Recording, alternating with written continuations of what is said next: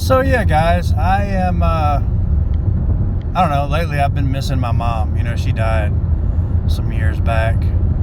And I thought I would share with you guys some of the cool shit and funny stuff that she said throughout the years.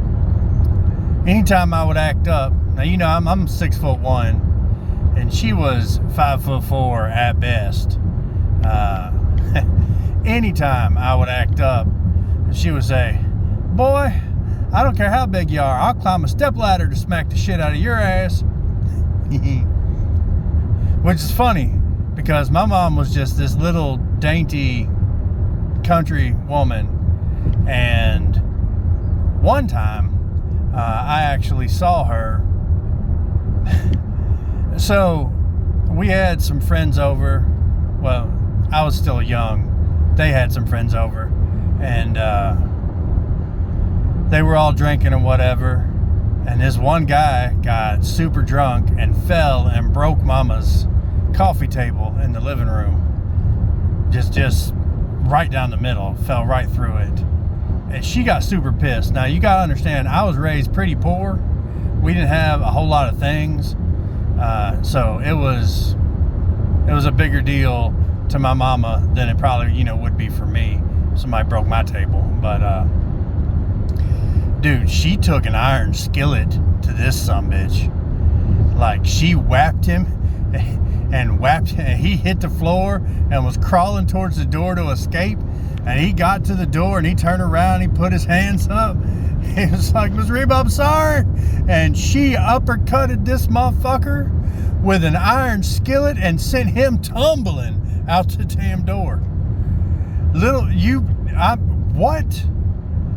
You got to picture maybe 140-pound, 5'4", dainty ass, 55 at this point, year old lady, just wailing on this drunk dude.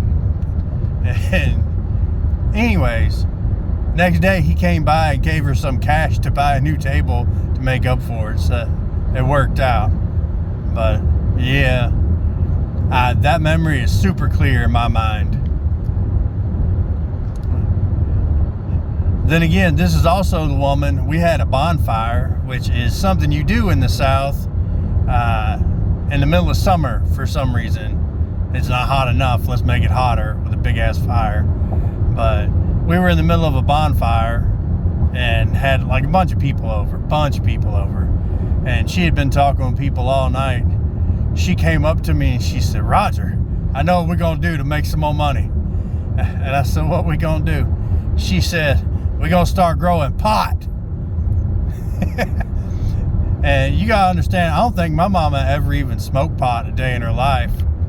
But she had it all planned out. We was gonna dig a basement and grow pot and sell it, and that's how we was gonna make extra money. And the way she was pitching it was so like passionately. She was drunk off her ass, but the next morning I said, "Mama, so when you want to start digging the basement to grow weed?" She said, "Boy, what are you talking about?" Like she didn't even remember. No, she remembered, but she played it off pretty good. This is the same woman that for Thanksgiving would make me my own turkey.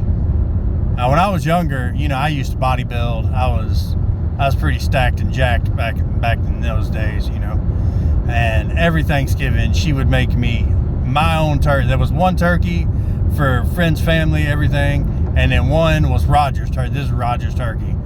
And she'd cook it, and I'd eat probably 3 or 4 sandwiches at Thanksgiving dinner. And then she would cut up the rest of it and put it in these big-ass gallon ice cream jugs. Like, they're just paste. So, the gallons of ice cream you buy in like plastic pails, it would just be full to the brim of sliced up turkey. And I would eat turkey sandwiches for like a week after Thanksgiving. Just every meal. 2 slices of bread, some mayonnaise, turkey, done. I was young, so I didn't garnish it with any kind of vegetables. But, yeah, that's the kind of woman she was, man. I could literally have just eaten lunch somewhere, go to her house, and she's like, "Oh, you hungry? You look hungry. You look thin. I don't want you wasting away on me. I'll make you a little plate." And no matter what I said, no matter how many times I said no, she would eventually get me to cave. And I say, "Okay, just a snack, Ma. I can't eat that, Ma. I just ate." "Okay, just a snack, no problem." And then she would come back with a plate, mountain high, with like leftovers for days. It'd be like spaghetti, chicken tenders, mashed potatoes, green beans, sweet peas, mac and cheese, all on one, just a mountain of food. And, of course I would eat it. I don't want to be rude. But she's the nicest woman I ever met, man. It's just, you could not go into her house without a warm greeting and without being fed. She fed every fucking body. I think that was her favorite thing to do, was to cook and feed people. But yeah, that's my mama, dude. I have so many stories about her and memories of, just from day one. She was at one point she was married to an abusive drunk, and this was when I was like young, like 5-6 years old. And I don't know why, I guess I always pissed him off, and she would take the beating for the both of us. We ended up in the hospital a few times, and that's sad, that situation exists. But she fucking powered through it like a champ, man. And eventually she got rid of him.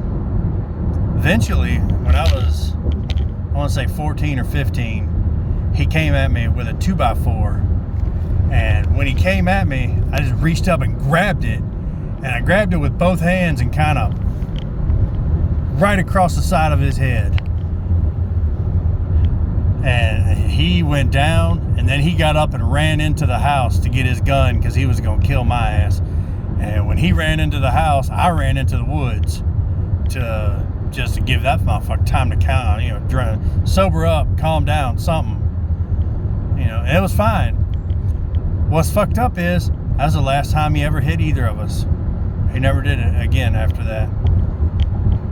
So, stand up to your bullies. I know it can be scary, but sometimes all it takes is you standing up one time for them to realize that you're just not going to take it anymore.